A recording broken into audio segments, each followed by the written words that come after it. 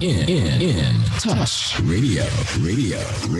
Tell a friend. In Touch Radio. You've been injured. You deserve help from an attorney that knows how to handle your injury claim. This is Attorney Clinton Paris from the Law Office of Clinton Paris. For over a decade, I worked for insurance companies, and now I use that knowledge and experience to help people that have been injured. For a free consultation, call me, Attorney Clinton Paris, at 813-413-7924. That's 813-413-7924, or at parislawoffice.com. At the Law Office of Clinton Paris, we take the pain out of being hurt. Offices, Riverview.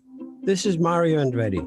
You know me as a race car driver, but I'm also a Meals on Wheels volunteer. I've raced against the sport's biggest personalities, but I've never met more vibrant, amazing people than the seniors served by Meals on Wheels. You can make a difference by dropping off a hot meal and saying a quick hello. So, America, let's do lunch. Volunteer your lunch break at americaletsdolunch.org. This message brought to you by Meals on Wheels America and the Ad Council. People been saying to your friend, get a different face, and posting on their feed, they're super ugly. The things they say to them online are cruel and they're not true. So tell your friend, I'll stand up for you. Don't worry, I know what to do. Know someone being bullied online? You can be a witness and make a difference by letting the world know it isn't cool and by letting your friend know you care. Learn more at eyewitnessbullying.org. Brought to you by the Ad Council. Wherever we go, we about to bring on the positive vibe. Wherever we go, we are gonna do what makes us feel right. I'm just getting off the train. Morning, good morning. Good morning. I can't see myself. You can't see yourself? Why can't you see yourself? Oh, there I go. You're right there. I'm right there. Why can't you see yourself? Hey, me. This is not the time to do that. You're supposed to tell people, welcome to the show. Welcome to the Soul Purpose Show. I am your host, Keith, and this is my lovely co-host. Why are you screaming in my ear? Oh, this is my lovely co-host. Hi, everybody. This is Monica. What is going on with you? Did you have coffee this morning? I did. I'm super excited. What, really? Why? Yes, because this is the end of the month of October. You know what October was? What? HBCU challenge, baby. It's about HBCUs. It was. I have had such a grand time this month. I've actually had a very, very good time too. Now I will share, we had a lot of HBCU folks from HBCUs on. Mm-hmm. Obviously the Rattlers have actually dominated our conversations, but that is perfectly fine because there's plenty of us, and I love Satura, but we the best HBCU on the planet. Listen, we're gonna give her opportunity to start her school, because we're not gonna be like that. We're gonna be good hosts.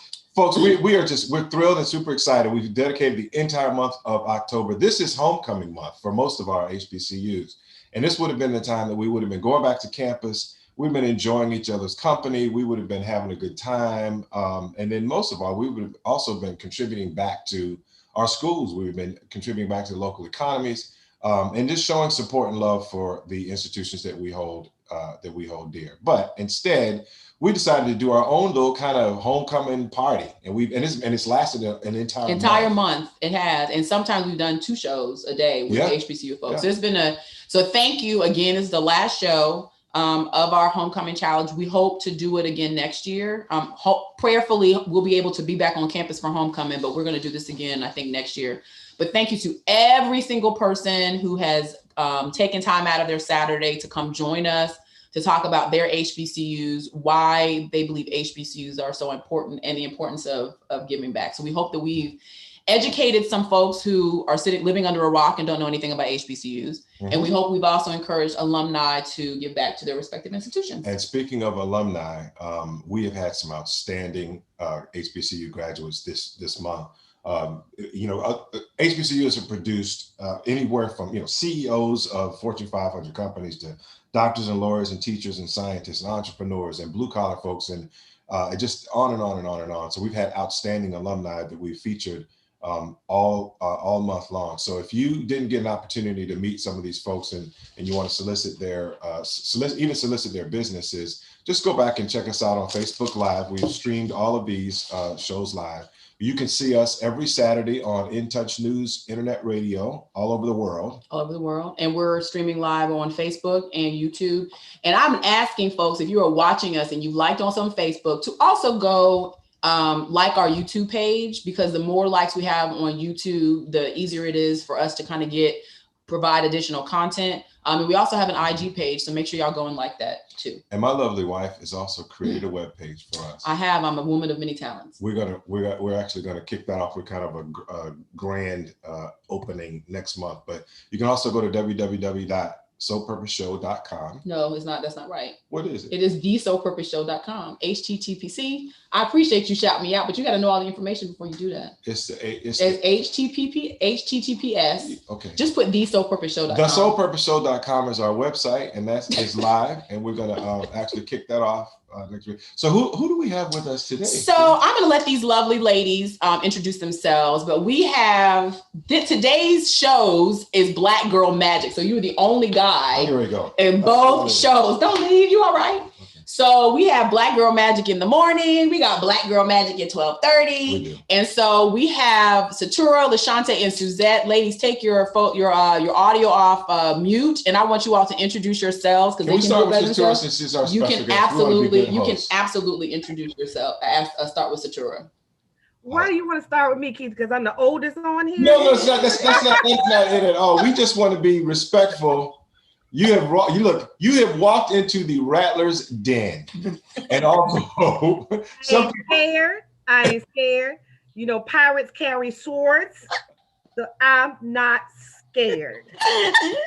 Wait a minute, a little bit though. Just a little as well. You should be. Tell everybody we have thousands of viewers all over the world. Literally, I say that sometimes. We literally have thousands of viewers all over the world. So please tell our viewers who you are and what you do. I am Satura Schumann-Smith, and I'm going to put this disclaimer out there. Keith and I have been knowing each other since childhood, and he loves to ride out on me. So Monica, hold him back. Hold him back. Because I don't want free. Listen, we invited you on this show. If he comes out of pocket, you've known him longer than me. Feel free. I don't want to have to get him. But I am a proud graduate of the class of 1981 of Hampton University. I will say this. It was Hampton Institute when I was there. Like I told Monica before the show started, I was not there, Keith Harris, when Booker T. Washington was a student. I wasn't there then, but it was Hampton Institute, class of 81. I am right here in Tampa, Florida, and I am getting ready to embark into a new greatness. I haven't said it yet, and I'm going to hold it in until I can make a big announcement like Keith did a couple of weeks ago, but I'm getting ready to walk into greatness. Absolutely. And Satura has been not just a member of this community, but an active member in organizations that really have helped families and this community in very, very, very special ways. And she's going to continue that work. So we're super excited. Super excited to have you. So we're going to LaShante Williams. How are you? I am well and happy to be here. Good morning, everyone. I am LaShante Williams. I am also a proud graduate of Florida Agricultural and Mechanical University, class of 1996, School of Business and Industry with an accounting degree. I currently reside in Dallas, Texas, and I am in leadership at a sales and use consulting tax firm. And so I enjoyed that work. In addition to that, I am a activist in the wellness space. So I'm a personal chef as well as just nutritional coach. I recently released my first book, yay! In June. So I'm excited about that. But that is me. Thank you so much. And we want to give all of our guests an opportunity to shout out their individual businesses or external external activities as well. So, and thank you so much, LaShante. And then my homegirl, Suzette Carty-Lassane. Hey, Suzette, how are you this morning? Hey, Monica. And let me say hey to Keith too, so I don't get in trouble. So how you doing, baby? You see, she has it on lock, right? She was like, get the website right. She had, see, I know I've grown up with Monica since high school, so I already know. So listen, hello, everyone. Suzette Lassane here. I am in Atlanta, Georgia. I am a proud graduate. You can't see it like LaShante's, but I have my FAMU. Let me show it to you because I'm bragging. There you go. So, there you go. My FAMU. So I'm a proud graduate of FAMU and the School of Business and Industry. You know, us SBI folks, we carry on a fool. 1997. I am the CEO of Connected Sphere, and Connected Sphere is a speaker management agency. It's a small boutique agency that works with speakers around the world, really, to create platforms for speaking. And I'm also the vice president of product management for an insurance firm called Assurance. So I do a lot.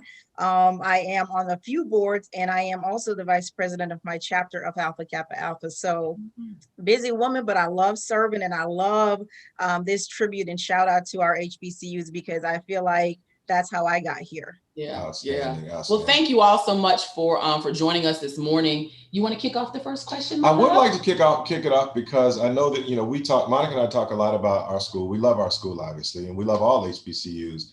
And Satura, we would love to hear, because people are going to hear a lot about FAMU. They always hear a lot about FAMU, but you know, I would love to hear from you as someone who grew up in the same community. And for those of you who are in other places of the country, in Florida, you know, most Black professional folks, half the family went to FAMU, the other half of the family went to Bethune-Cookman, at that time, Bethune-Cookman College. But you made your way all the way to Hampton. So tell us a little bit about that journey, and how did you manage to escape the state line to go to college? That's a great question, and I love that question. I don't know, really.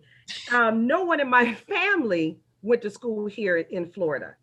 Okay. And I wanted to get away, not necessarily get away from Florida, but I wanted to meet new people. I wanted to see different people. And I said, if I go to Florida A&M, I'm going to see some folks from here. If I go to Bethune-Cookman, I'm going to see some folk from here. But everybody in my family attended Virginia Union University in Richmond. And I remember my sister and I are 4 years apart. So I was still in school, high school, and she was away in college. And I loved going up there to visit. And that's all I ever heard my family talk about was Virginia Union. And I remember, vividly, I went up to a homecoming to see my sister one year, and I was young. I was like maybe still back then when they called it junior high school, probably in ninth grade or whatever. Mm-hmm. And I was on the plane coming back home, and I was sitting next to Paula Snow. Oh, yeah. Mm-hmm. And Paula was telling me she had just come back from Hampton's homecoming. Mm. She was talking about Hampton, and my dear friends from way back when, the Hammond family, Gary, Kevin, Lisa Hammond, they had all talked about Hampton Institute. And when I came home, I don't know what happened on that flight, but when I came home, I was determined. Went to school that Monday, and I spoke to my guidance counselor, Ms. Alice Moraine, and I said, can you give me some information about Hampton? I had applied to Howard, I had applied to American University, I had applied to Spelman, I had applied to all these different schools, got accepted. And when I got the information about Hampton, all I saw was pictures. All I saw was pictures in a brochure. And I told my parents, I'm going to apply to Hampton. I applied to Hampton, and I got in, had never stepped foot on that campus until my first day there. Oh, wow. Yep, had never stepped foot on until my first day there. And I was like, this is where I want to be. This is where I'm going. Awesome. Yep. And when I got there, I said, oh my God, all I saw was women. Where are the boys? It was like, and it was nothing but beautiful women, this beautiful campus. And I said, oh, wait a minute. I know I won't be getting a husband from Hampton. So I think the ratio was probably like 12-1 or something like that. Because it was. Oh, really? Isn't that crazy? Wow. Oh, yes. So LaShante, you are from Texas. And so Suzette and I'll let Suzette explain her journey to FAM, but Suzette and I went to high school we're in South Florida, you're A&M strong. I mean, to Keith's point, either A&M or Cookman, if you decided to go to school to an HBCU in state. How did you go from Texas to Tallahassee? Because that's Texas, Tallahassee is a very small town, but how did you go from Texas to Tallahassee? What was your journey to get to A&M? That is an amazing question. I really, in all honesty, call it two things. One, it was definitely a God thing. Mm-hmm. And then two, it was my godfather. So I'm originally from Waco, Texas. And I pretty much was adopted into a family of a Rattler.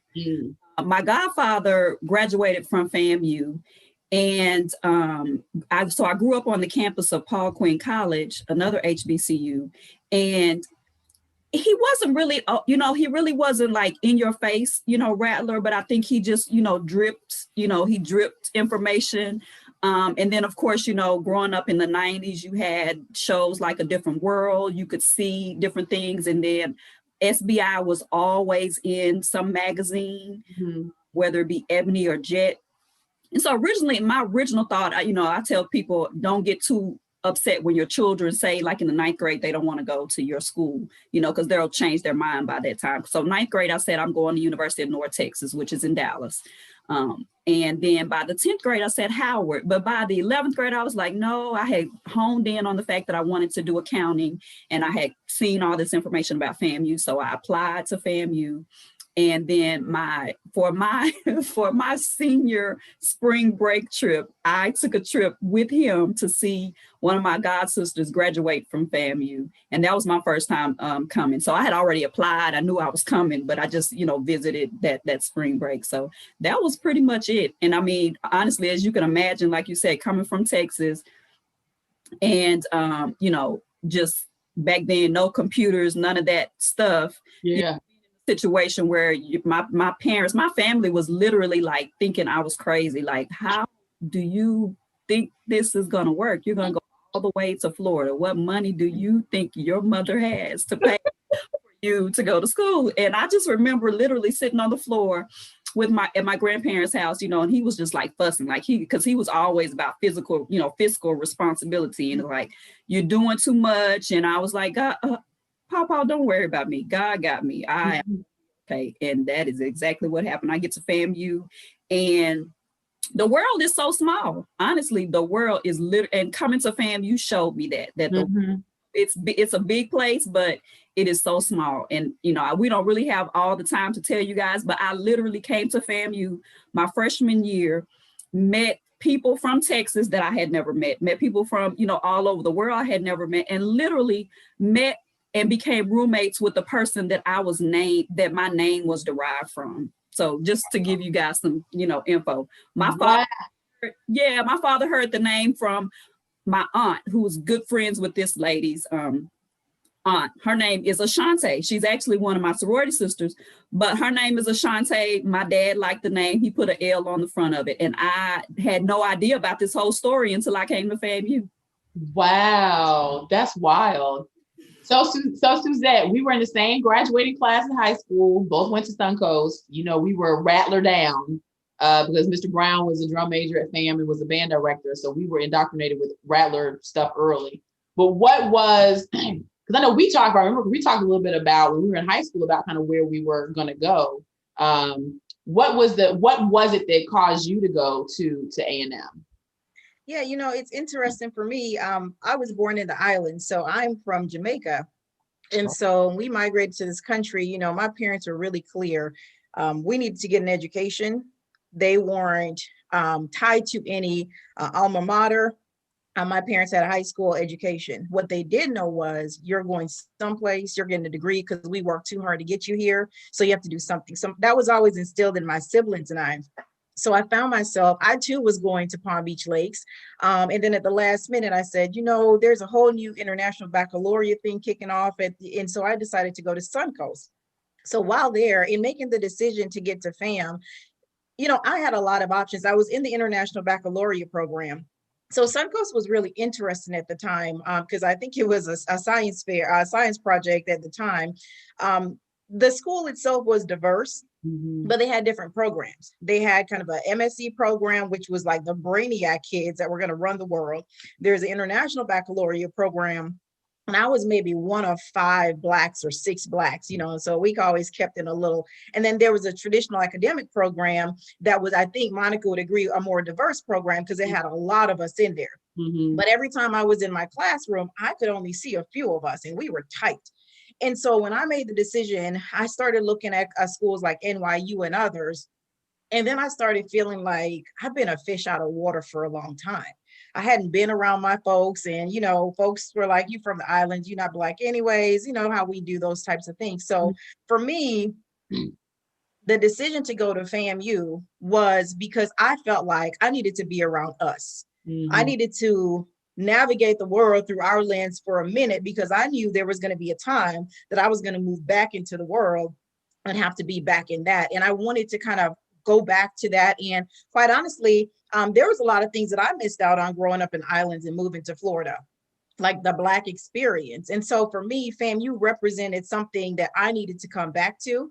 And I will tell you, it didn't disappoint, but it was a lot about trying to find myself in all of what was going on, and kind of being kind of one of few in a large sea. Yeah. So one of the things that I'm glad we have Shatura on, because we do hear a lot about FAMU, but we also know, and I think Suzette made some mention of, kind of the international flavor of an educational experience. And I know from spending a little bit of time at Howard, never been on Hampton's campus, but I know that you bring students in from literally from all over the world. How did your experience meeting the individuals that you met at Hampton, like how did that kind of shape your future perspective?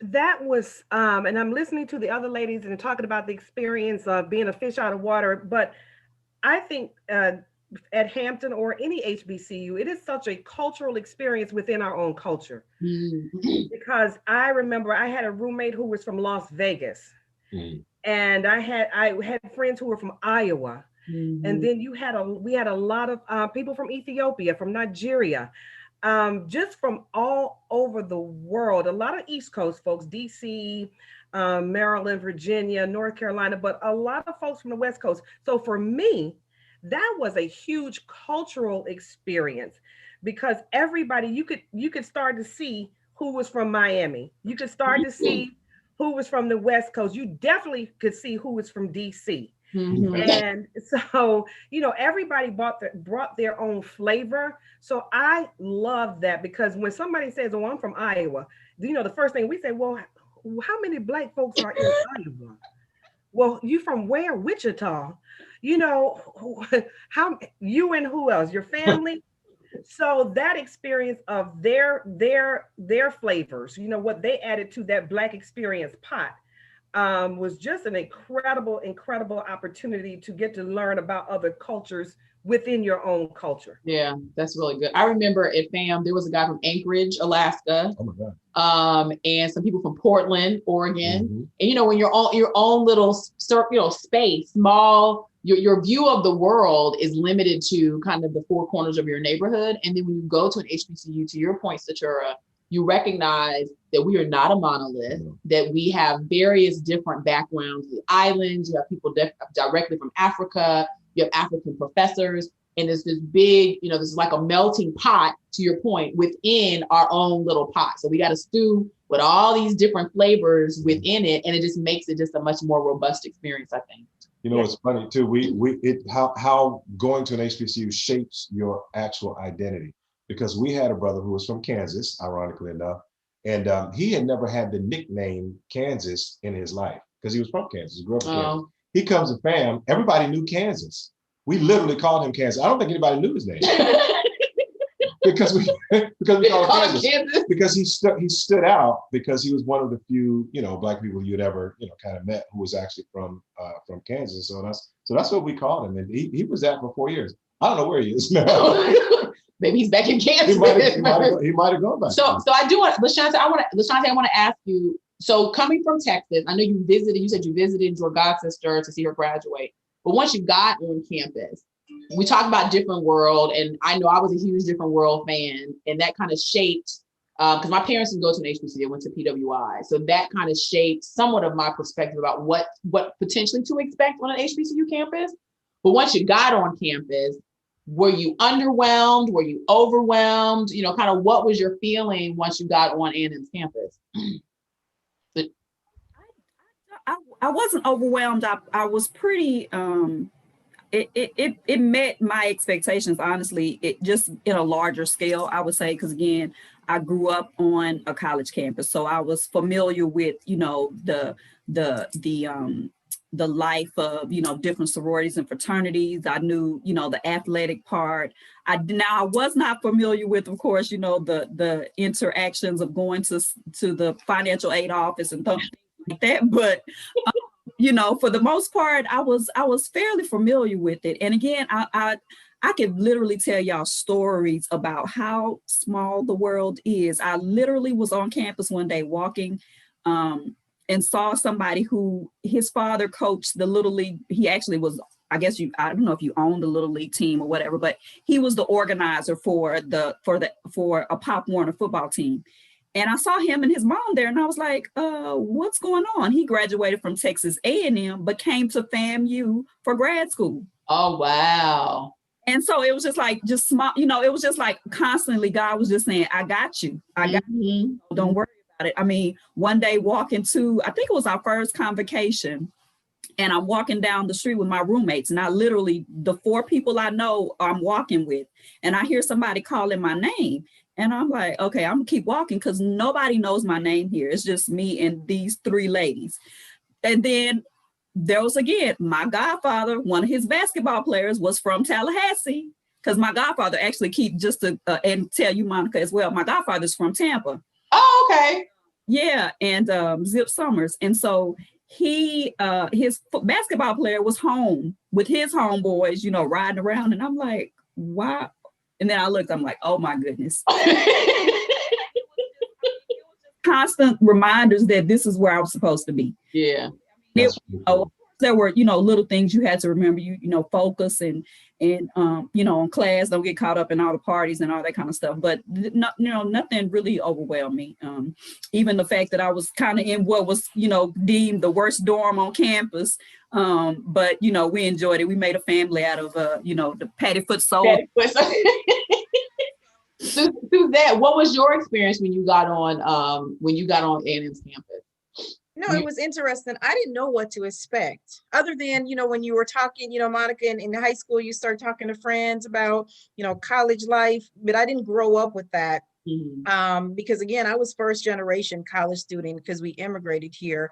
And for me, it was interesting. We got into, I think LaShante, maybe one of the better dorms. Monica was up there with me and McGuinn. So I think we were 3rd floor. Is that right, Monica? 3rd floor McGuinn. So, we had it going on. But, I was excited. I was excited about college life. It was not something, I didn't know what to expect. I just knew I was going to be around us. Yeah. And I was going to feel for the first time like a freeness that I never had, but it didn't disappoint me. Now I think, the first couple of weeks, I probably lost my mind just a little bit. But I have Jamaican parents, and so they don't play. So I knew I couldn't go too far in losing my mind, but, I may have partied quite a bit, hung out quite a bit, got it all in. And then I had to pull myself back because I knew I needed to have those grades for my parents' benefit and my benefit. But it was all that I expected. What I didn't expect was how many friends I would make in such a short time with such diverse backgrounds. I was like the first one in my family to pledge a Greek organization. Shout out to Alpha Kappa Alpha, my prophyte, LaShante. But all of that experience, Greek life was not something that I knew about growing up in West Palm and coming from the island. So all of that came to me. And I remember just finding like these amazing friends, Angel Mitchell, Lucretia Smith, Curleen Doctor, all of these friends. And then of course, Monica, West Palm, we came with the pack. Yeah. Right. So it was Jairus and Leontine and me and you and all the West Palm folks that came. So that kind of helped me to navigate because I wasn't completely a fish out of water because I had a bunch of friends that were there from high school. But y'all, I had a great time. I loved it, especially freshman year while I was on campus. Yeah. Thank you, Lord, for blessing me. I will say though that I wasn't a fish out of water. I had family that went to A&M, so I kind of knew what to expect. But for me, the hesitation for me going to A&M was because so many people from West Palm were going to A&M, and I didn't want it to be Suncoast Suncoast Volume 2. But the beauty, as we just talked about, is even though there was a lot of us from Suncoast, a lot of folks in West Palm Beach that were on the Hill, my friends, like my tight friends, even now, are from Atlanta, from Wisconsin. Nobody is from the crib. I still have my homegirls from home, but you're able, to your point, Suzette, to be able to kind of stretch your tentacles out and touch people from different parts of the country. And it just makes it a holistic experience. Now, Satura, we talked before we came on. I'm not sure if we're going to a break yet, but so if I cut you off, it's because we went to a break. Okay. But before we came on, we were talking about the fact that you were on campus in a completely, I don't want to say different generation, but a completely different time than we were. And so what you said when you first got on campus, a bunch of women, but since you've been in comparing, when you go back for homecoming and your experience when you got on Hampton's campus, how much has Hampton, I know we're from Institute University, but how much has Hampton grown? A lot. I mean, when I got to Hampton, it was still a big campus, but a small family. I'll say a small community. And then, going back to homecoming, and then you go to where the football games were on campus, it's like, oh, wait a minute, it's not wooden bleachers anymore. It's a stadium with jumbotrons. Or what we would do, hang out at the student union, and it was like, oh, this looks like a mall. It looks like, you have a fast food chain on campus now, or you have several fast food chains on campus now, where we had just the student union where you can get some popcorn, peanuts, and a greasy hamburger and fries. Or you see so many dorms, or now you see majors like aeronautical engineering or aerospace design. Or, now they have a lacrosse team where we just had the football and basketball and tennis. So just to see the growth, and you're like, what is that building over there? Oh, that's the new XYZ dorm. A dorm? It's like a new high-rise condominium or a new hotel. So just to see that, I remember just the infirmary. Having to go to the infirmary for me was like going to someplace off of Mayberry, the Andy Griffin show, this little teeny tiny building, and now you got like a hospital on campus. So that growth is just amazing. And I have to give credit to Dr. William Harvey, who came into the president. Makes us feel right. We're gonna go to a break. We'll come back. Work all day. I just want to relax my feet.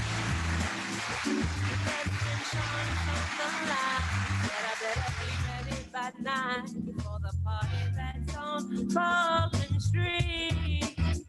Man, I got stuck at Union Square, hoping that I would get you there. But to my dismay and no avail, I had to set sail.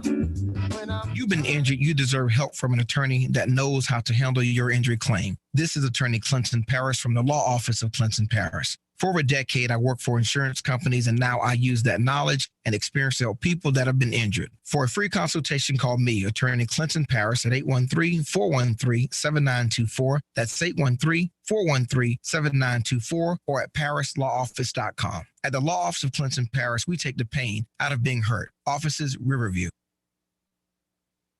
By now, we're all aware of the dangers of COVID-19. Like others with existing health issues, cancer patients are at a high risk due to their compromised condition. If you are newly diagnosed with cancer, your care likely can't wait. Moffitt Cancer Center is the best place for your cancer concerns and to provide guidance to help you plan your next steps. We're here for you. Call 1-888-456-2839 or go to moffitt.org/here-for-you. Wherever we go, we about to bring on the positive vibe. Wherever we go, we are gonna do what makes us feel right. So we're here. Welcome back to the Soul Purpose Show. We're here talking about HBCU Black excellence and how the schools that we went to have produced these phenomenal alumni. We spent the first half hour really just talking about our journey to the HBCUs and how we got there. And then before we went to break, Satura was sharing with us really just addressing one of the myths, I think, about going to HBCUs, which is that we're just all kind of backwards, right? Like we don't have, modern facilities, and we don't grow and evolve, et cetera. And Satura, you found just the opposite when you go back to campus now, just how much things have changed since back when we were matriculating there. Oh, most definitely. And it's always a proud feeling. And even when I read about Hampton, of course, we all go back and forth within our HBCUs with the battle of, the real HU or the Florida A&M and the Wildcats, Rattlers and the Wildcats, but just that collective pride that we have, that pride that we experience. And you read about, oh, well, Hampton made, the top 5 of HBCUs, or Florida A&M is excels in business and whatever. That sense of pride for me, and I'm getting kind of like goosebumps thinking about it. It is such an amazing, amazing feeling. And I don't know if this is going to be a question coming up, soon, or I think it is coming up soon, so I won't answer it now.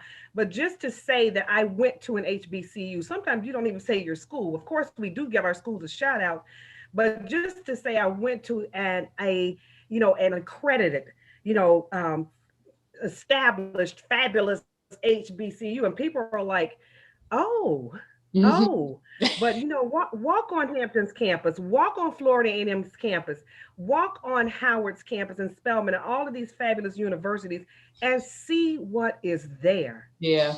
See what is there, folks.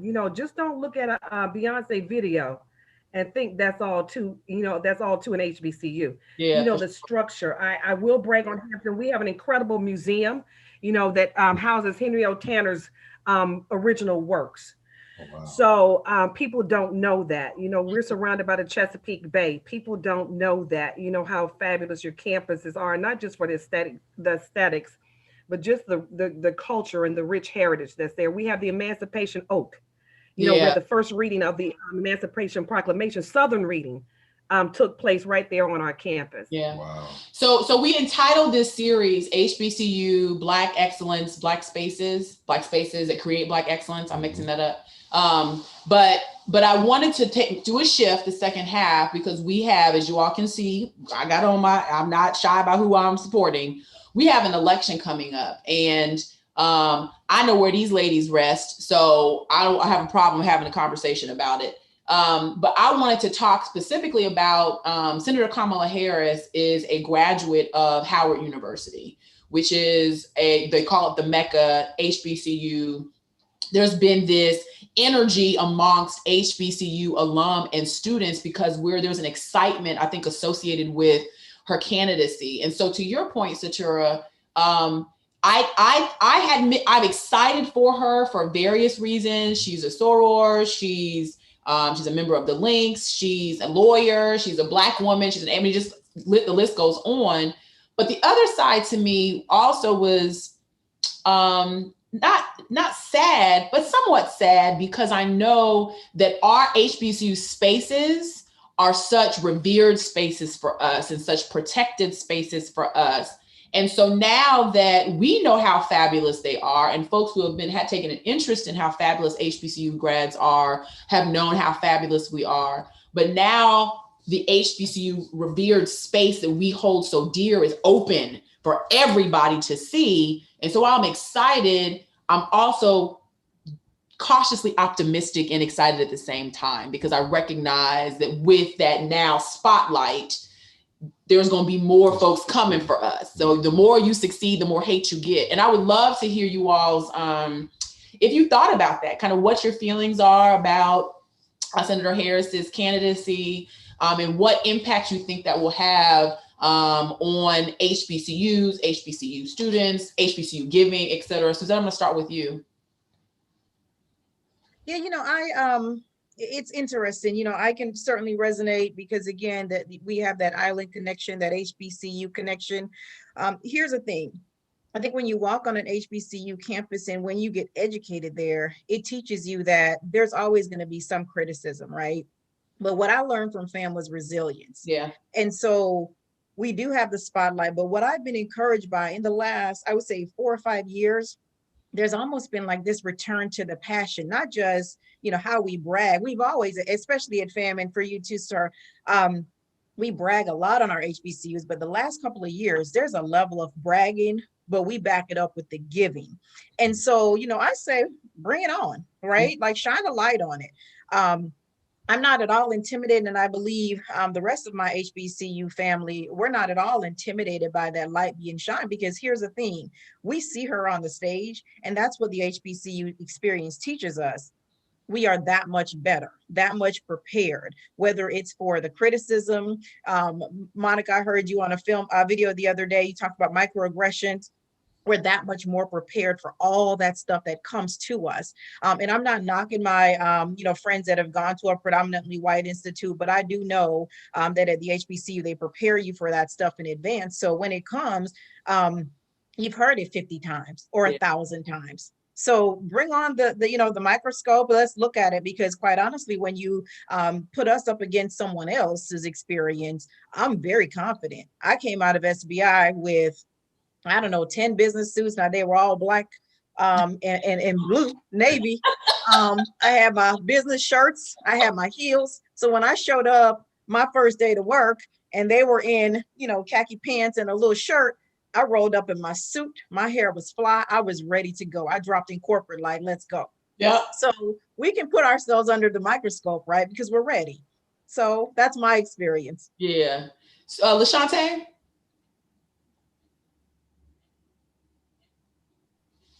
Yes, I just echo pretty much what Suzette is saying. We're used to, having to stand out and stand up. When people are looking, you have to show that you're ready. So I think that we'll basically have an opportunity now to really even show even more people, that what we've been saying for all these years is that, we come to an HBCU, we get the education, we go back to our communities and we rise to the top.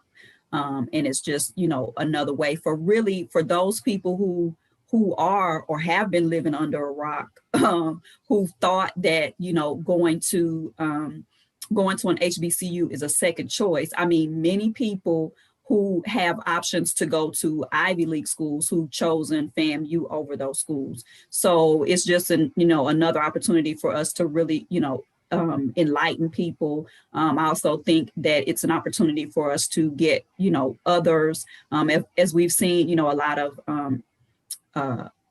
athletes who were D1 looking at those schools have committed to HBCUs because of them feeling like this is a place where you will be understood not just for your athletic ability, but you will be nurtured as a whole person. I mean, if nothing else, we knew that when we got to FAMU, we understood the motto was not just words, it was excellence with caring. We knew that were superstars coming into SBI, and heck, even if you weren't a superstar, you felt like you were, because were around others. You sat with people, you had people who mentored you from just being a freshman to having to introduce yourself to a senior every day.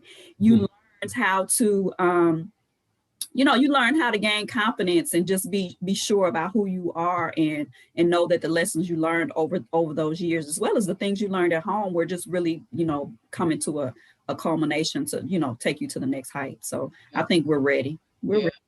Satura? I love what everybody says, Suzette and LaShante. And Suzette, when you said about that light, that coming from an HBCU and those who are attending HBCUs, I look at, and I don't want to get into much of a black-white situation, but when I work with young girls, I tell them, first of all, when we walk into a room, we already stand out. Mm-hmm. When we walk into a room, we already stand out. So make that focus, because you're already being looked at. So now that's your opportunity to show up and show out and shine, and just having that pride. And I look at Kamala as the chosen one. As the chosen one. That may not have been what she expected to happen when she attended Harvard University. She may not have expected this as a child, or coming to this just being where she is. And I hate to say it, that if this is what it takes, or if this is who it takes to shine that light brighter, then so be it. Yeah. Then so be it. If Kamala, being a graduate of a HBCU, is going to bring positive light to the colleges and universities, so be it. It is what it is, and she is who she is. And this is our opportunity now. Like you said, Suzette, let them put the spotlight on, pull out all of the microscopes, do that, because we've always been those fabulous 5-star folk. So if Kamala is the reason that you're now bringing attention to it, then I applaud her. So I am, I'm proud. I plan on wearing my Converses on Tuesday, and I plan on showing up and showing out, because again, like I said, when we walk into a room, we are a standout anyway. Mm-hmm. You cannot excuse or erase or pretend that you're nothing else but who you are when you walk into the room. So when they see this face, then it is what it is. So I have to bring them excellence, and I'm loving hearing all of the conversations when we can use the word excellence. Yeah. Throughout the conversations when we talk about being HBCU graduates, because that's what was instilled in us, is excellence and greatness. Yep. Monica, go ahead. I'm sorry. I was just going to say, I just had this conversation with a friend about their experience now at a PWI. It might be different, but she was saying, I get so jealous when I hear you guys talk about your HBCU experience, because she was at a PWI, and I'm not saying this is everybody's experience, but she said she spent 4 years in hell, questioning herself and always being one of many, one in a group of others that didn't look like her, but she always felt out of sort, and she never had the love and someone to pull her in. Like we had our teachers that pulled us in. Dr. Clyde Ashley, and he's passed on. He's the one that after I pledged, kept me on the right path, because I was broken with some other things going on in my life, and he was like, you need to show back up tomorrow. Mm-hmm. And so she never had that. And so, if you didn't have that at a PWI, and you don't get that at home, and you don't get, then that's just you're missing a lot. So that's why I love our HBCUs, because there's a little bit more than just going to school that happens there. Yeah. And to your point, I went to a PWI for law school. And to your point, Suzette, there was a difference. This is just my biased observation between those students Black students who went to a PWI undergrad and those students who went to an HBCU undergrad. And you could tell. So when someone said, if I asked, where'd you go? This is a generalization, so it's not all, but for the most part, we knew who we were. And so when you're one of 7 in a class, I was one of 7 out of 100, out of 200 in my incoming class in law school. I wasn't swayed by anything that was going on. And there were a lot of issues on campus when I was there, but I wasn't swayed by that because I knew where my roots were. And I knew that because Sybil Mobley had instilled in me that I was great and that I belonged in those spaces and that I could achieve in those spaces, it was nothing for me. I'm able to compete with whomever without blinking an eye. Now you have your moments, like Suzette was like, I had my moments this week where stuff gets to you. We're just kind of in this season. But my roots are grounded in being a Williams. That's who I am, my family. But my roots are also grounded in A&M and the things that I learned on campus. And so I asked the question because I kind of knew what your answer was going to be, but I also being transparent and being like, this is our sacred space. I'm not really interested in y'all coming into our sacred space. I'm just trying to protect the space. But to your point, it's also good that the light is shined on our spaces because we get more money. And speaking of money, I know one of the reasons why we decided to do this month is just to highlight our schools, because we do want to encourage alumni to give back. Yeah. There is something on the inside of us that I think that we develop while we are at those schools. And I want to give all you guys an opportunity to kind of shout out your activism in the community and the things that you do to give back. But LaShante, let me ask you, I'm curious, you mentioned that you're now in that wellness space. And so you're a personal chef, and we know that, food has always been a huge part culturally of who we are and what we are. But when you mention wellness at the same time, it almost sounds like you have developed some sense of perspective, if you will, on how important it is for people of color to take care of themselves. Why don't you share with us a little bit about that? Okay, that's interesting that you put that view of it.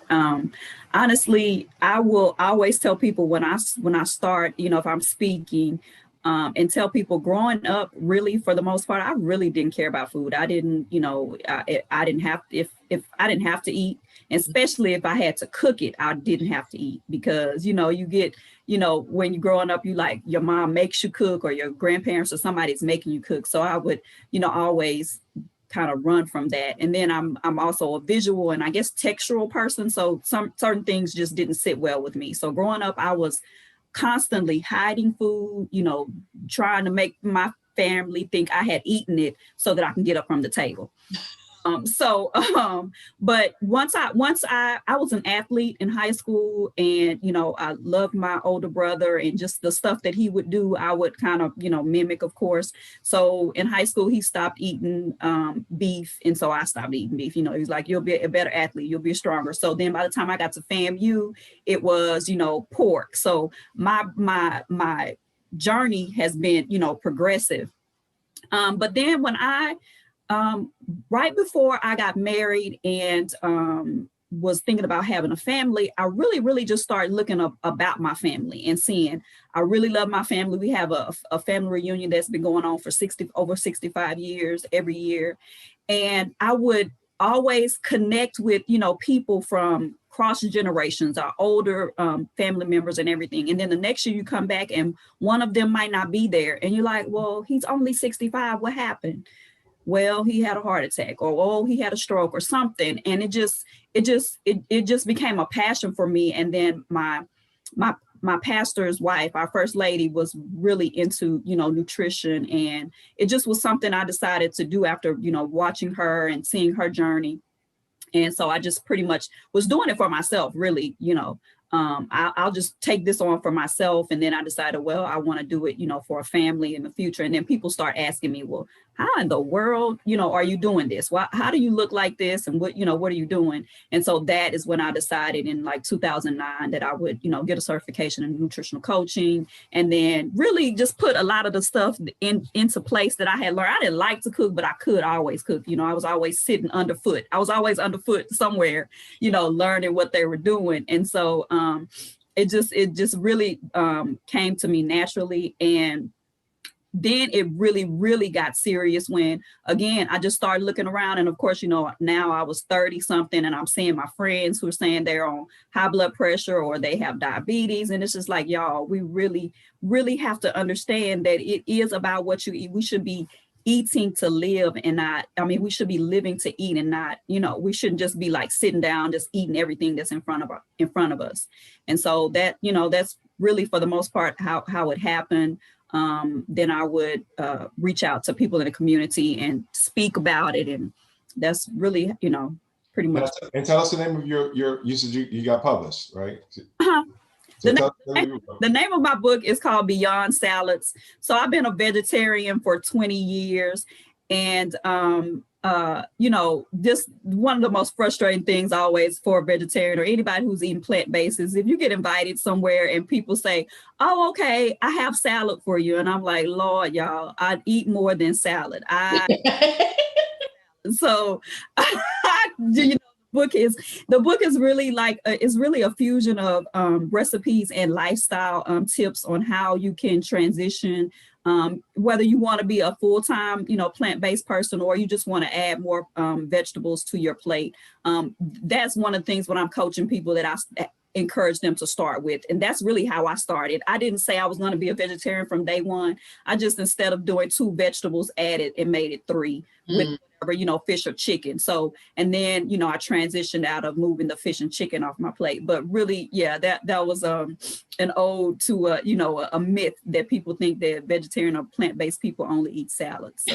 So Tara, I know that doing work in the community has always been very, very important to you. So how did your HBCU experience really kind of shape your view on the importance of giving back to the community?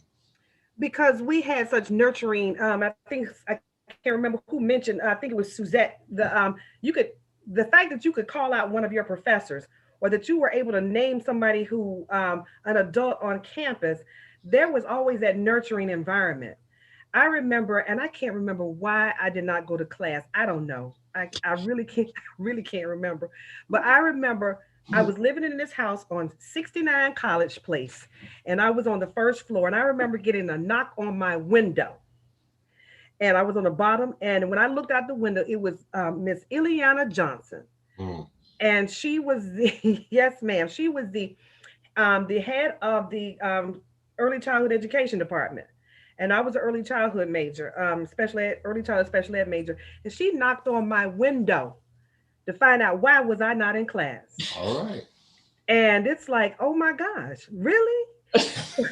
Really? But the fact that we had people, your professors, the people in the cafeteria knew you, wherever exactly, people knew you, and they knew you by name, they knew where you were from, so that whole nurturing environment. And I grew up, I tell people when people ask me about being a nonprofit, and I've been a nonprofit for over 30 years now, I grew up in that environment as well. So having that HBCU nurturing experience, and then having that at home. I remember as a 6-year-old at the church that Keith and I attended together, Beulah Baptist Institutional Church, when it was built, the new church, I took $10 of my money to give to the building fund. So 100 of those bricks that church belonged to me.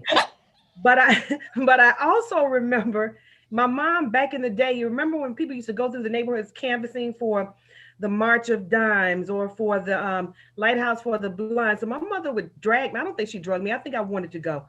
I would go with her to solicit funds for organizations that were helping people. Yeah. So I just think it was a combination, like Suzette and LaShante have said, and you, Monica and Keith. It's a combination of that HBCU experience and that nurturing home environment. So I always knew a lot of kids change their minds about what they want to do. Well, this is what I want to be when I grew up. I always knew I wanted to be a teacher.